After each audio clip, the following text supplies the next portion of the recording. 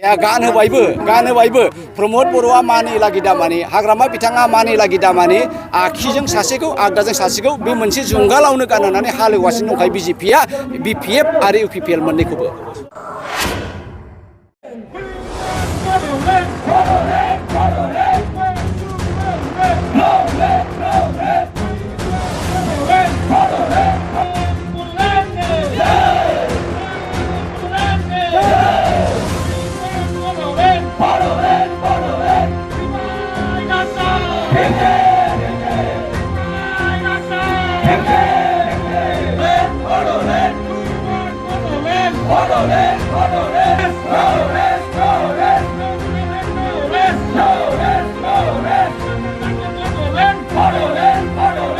इउपिपिएलआ रायजो राजानि थाखाय मोजां सरकार जानो हाया, इउपिपिएलआ रायजो राजानि थाखाय मोजां हाबा मावनो हाया। बेनिखायनो प्रमद बुंनाय बायदि एबसुलि आन्दलन खालामनाय बायदि एनडिएफबिनि आन्दलन खालामनाय बायदि एक्सन कमिटिनि जों ज'यै आन्दलन खालामनाय बायदि जेबायदि जों आसा खालामदोंमोन जों बेबायदि एकर्डखौ मोननो हायाखै।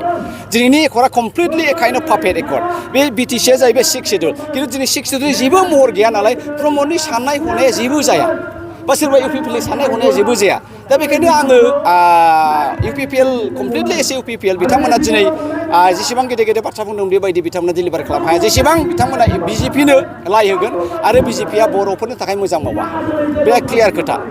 खारन बिजेपिआ ट्राइबेलफोरखौ मोजां मोना आरो ट्राइबेलफोरखौ लानानै मोनसे गेदेर हारि बिथांमोना दानो सानाखै। खारन बिथांमोना बुंदों मोनसे राव, बे मोनसे राव होनाय लोगो लोगो नोंनि फिसा फिसौ गासै हारिनि रावा ओरैनो जोबनानै थांगोन। दा बिथांमोननि बिराद गिदिर मोनसे एजेन्डा, दा बे एजेन्डा मथे बिथांमोना खारबाय थादों। दिनै भारतनि संबिधानखौ बिथांमोना सोलाय सोल' खालामबाय थादों आरो सोलायगोनबो।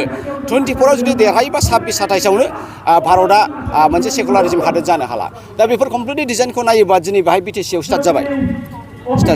दा बेखायनो प्रमद बर' बिथाङा सानब्लाबो होनब्लाबो बे होनफ्लानायसो आरो बे मावनोनो हाखाया, केपासिटियानो गैखाया। दहाय जन एन्टि खातार बिथाङा बुंलांबाय जे साख्रि बाख्रि होनो हानायनि मोनसेबो केपासिटि अर्थात पियनखौ एपइन्टमेन्ट खालामनो हानायबो बिटिसिआव गैया। होनब्ला प्रमद बिथाङा मा मावगोन? आयेनानो बेनो जाबायबा दिनै 6 शेड्युलनि जेबो राइटआनो गैलाबा प्रमद बिथाङा मा मावगोन? दा ओंखायनो जोङो प्रमदखौल' दाय होनानै लाब गैला। जों गासै रायजोआ सचेतन जानांगोन, सांग्रां जानांगोन। इउपिपिएलनि बिथांमोनाबो सांग्रां जानांगोन। बिथांमोना होनांगोन जों बिजेपिजों थालिया। नांगौबा जोङो हाग्रामाजोंनो मिलायनानै जोङो गभर्नमेन्ट थागोन, जाय जागोन। गैखायाब्ला अब्ला थेवब्लाबो बर' हारिया एसे सुरक्षित जागोन। आं बेखौसो लुबैदों दिनैनि दिनाव। दा बिथांमोना बे बाथ्राखौ होनबाय थादों डिसिआ जेबो पावार गैया। दहाय सासे डिसि एक्स डिसि 60 बोसोर डिसि खालामनाय मानसिया बुंलांबाय जे डिसिनि नेक्स्टआव रावबो गैया डाइरेक्ट सिएम। डिपुटि कमिशनार सोरबा प्रमदनाव सोरबा सिएमनाव सोरबा उमुगनाव प्रिन्सिपालाव सोंनाङा, बे डाइरेक्ट एन्सारेबल टु सिएम चिफ मिनिस्टारसो। अब्ला बाहाय मा दंबावो? सिम्पल दुध का दुध पानि का पानि। बिथांमोना रायजो राजाखौ थगायनो दोनखुमानो पार्टिनि मोनसे मर्यादाखौ लाखिनोसो बेबायदि नंखाय मिसलिया खोथाखौ बुंबाय थादों। सानबेसे होनगोन? हाया। दा बेखायनो लासैनो आं सानो इउपिपिएलखौ नागार बर' रायजो राजाफ्रा फैगोन आरो सोरबाया आन्दोलन थाफैगोन, सोरबाया कंग्रेस हाबगोन। बेयो 100% पाक्का। बे बिसिनि डिजाइनखा, बेनोखा, होनबाय थाखासिनोखा। बेखौ नुखा हखा इउपिपिएलआबो गैया जासिगोन। दिनै हाग्रामा बिथां ओंखारनो हायाखै। आं मिथिदों दिनै हाग्रामा बिथांखौ माबा हाउस एरेस्ट खालामनायफोर बायदिसो दोनदों। बिथांखौ केम्पेइन खालामनोबो बादा होदों। आरएसएसनि मानसिफ्रानो टु एन्ड फ्र थांलाय फैलाय एभ्रि नाउ एन्ड देन हाग्रामानि मुभमेन्टखौ गासिखौबो डिटेक्ट खालामगासिनो। जेबो बुंनो हाया बियो। होमब्ला दिनै बिपिएफआ दिनै जुदि जेबो मावनो हाया, बिपिएफनि सुप्रिम हाग्रामा बिथाङानो जेबो साननो हायाबा बुंनो हायाब्ला होमबा बिपिएफआ बोरै थांनानै थागोन? एखे महरैनो इउपिपिएलआबो थांनानै थानो हाया। बेखायनो गाबोन समफोर इउपिपिएलबो थानाय नंलिया, बिपिएफबो थानाय नंलिया। बाहाय बिजेपि गभर्नमेन्ट जागोन आरो बिजेपि गभर्नमेन्ट जाबाय होनबाथाय हमनानै लादो गैला, बर'नि जेबो मोन्थाय थाला। दादागिरि दिनैहाय नुबाय नोंथांमोना दिनैहाय इडिखौ बाहायबाय, सिबिआइखौ बाहायबाय, एनआइएखौ बाहायबाय। गासिबो इन्डियाननि मोनसे सिकिउरिटि एजेन्टखौ बिथांमोनहा गावसिनि पार्टिनि मोनसे एजेन्टफोर बायदिसो हाबायाव बाहायबाय। अब्ला बे हादोरा महा सुरक्षा दङ? एन्टायार नेसनानो दिनै रैखाथि गैयाब्ला बे साधारन बे बिटिसिखौ बिथांमोना फाजागोन नामा? निस्सय फाजानाय नङा।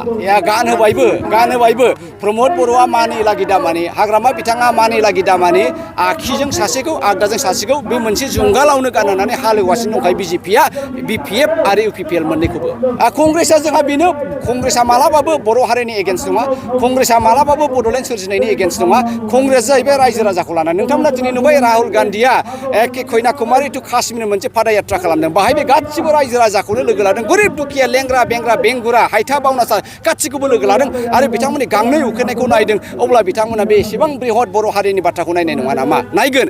गगै साहाबनि सरकाराव दिनै हाग्रामाया राजा बायदि सासन खालामदोंमोन। 6 शेड्युलनि पावारखौ बिथाङा मोजाङै इन्टेक लाखिनानै गभर्नमेन्ट दादोंमोन आरो सारा नर्थ इस्टआवनो मोनसेल' अट'नमास काउन्सिल बे जाहैबाय बिटिसिमोन दिनै जै बिजेपि फैनाय लोगो लोगो खोथोम कमप्लिटलि दिनै हिमन्तआ बेखौ सेनानै लाजोब्बाय आरो बर'आ दिनै पावाराव गैला बिटिसि गभर्नमेन्ट नङा बियो बिटिआर गभर्नमेन्ट नङा बरंसो बियो आसाम गभर्नमेन्टसो